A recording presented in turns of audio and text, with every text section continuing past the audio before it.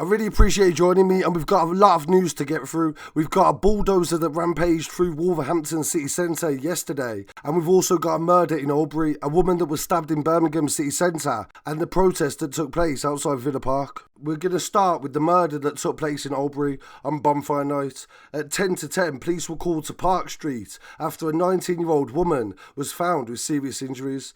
Despite the best efforts of paramedics, there was nothing they could do to save her life. She was pronounced dead at the scene, and we send our thoughts and condolences to her family and friends at this time. A 41-year-old man believed to be known to the woman was arrested on suspicion of murder, and he remains in police custody for questioning. It was only one day later that the man was charged. His name is Mohammed Azim, and he has been charged with Lily Whitehouse's murder. And we've also discovered there is a second crime scene in place around the corner on Old Park Lane. This is near a wooded area, and we believe fingertip searches by police have took place here, and this may have been where the murder took place, and maybe her body was dumped around the corner. We'll find this out as the situation develops and as the trial is complete. We won't be able to speak about this story anymore, and we definitely won't be able to speak about anything to do with Mohammed's previous convictions. We don't want to affect the trial, and we don't want to risk Lily's family not being able to get justice. So we're definitely going to follow this story, and thank you to everybody that has been watching this on all our social medias. The day after, on the 6th of November, I went to a protest outside the Villa game. There was two different groups that were protesting. One was trying to ban Maccabi Tel Aviv from being able to participate in football, and the other was pro-Israel and was trying to allow all teams to be able to play in the UEFA and the European Cups. The police have said in a statement that the Aston Villa vs Maccabi Tel Aviv match passed without any major incidents and no serious disorder. There was a total of 10 arrests that took place for a variety of offences. Some of these were racially aggravated abuse towards both pro-Israel and pro-Palestine groups, and 5 people remain in police custody. This includes a 21-year-old man accused of trying to throw fireworks into the ground, and 2 men aged 34 and 29 who were accused of racially aggravated public order offences. 2 people were cautioned and they had no further action taken. A 21-year-old was charged with failure to remove a face covering, and a significant policing operation saw more than 700 police officers from 20 forces across the country take part. Chief Superintendent Tom Joyce from Birmingham Police said, "A huge amount of planning went into the operation, and we were trying to prevent crime and disorder and disruption to the game. The operation has achieved everything that it wanted to." We also got a lot of the speeches from MP Ayub Khan and also other people that were speaking at this event. All of the full versions of these speeches are available on our Twitter and Instagram account as well. And due to being out for so long in the cold, I've sort of lost my voice a little bit, so please bear with me through this episode.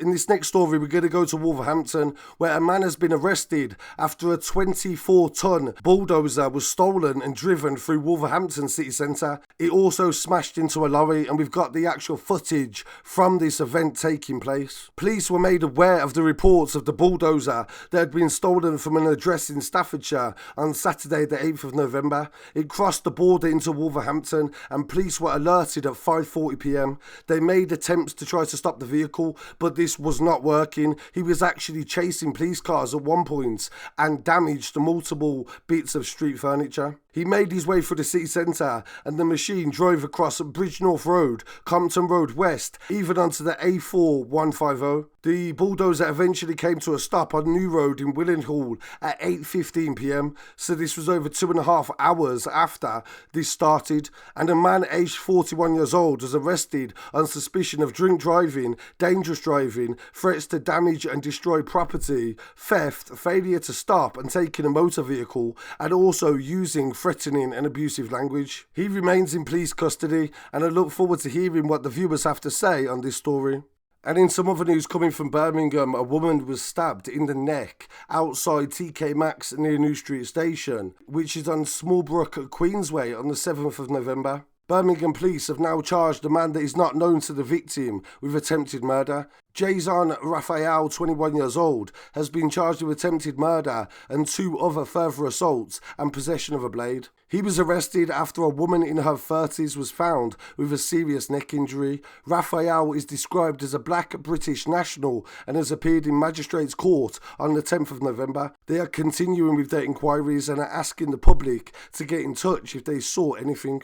We attended a story on Saturday the 25th of October. A man has been arrested after a father was shot in the All Saints area of Wolverhampton on Saturday the 25th of October. Jermaine Smith, aged 30 years old, died after the fatal attack on Lilshall Crescent in the early hours of the morning. An 18-year-old man was arrested in Wolverhampton on suspicion of murder and he remains in police custody. Police said that they'd had increased police patrols in the local area and armed officers were also doing patrols. The latest update in this story is that police have made 3 further arrests after Jermaine was found fatally injured in Lilshall Crescent in the early hours of Saturday.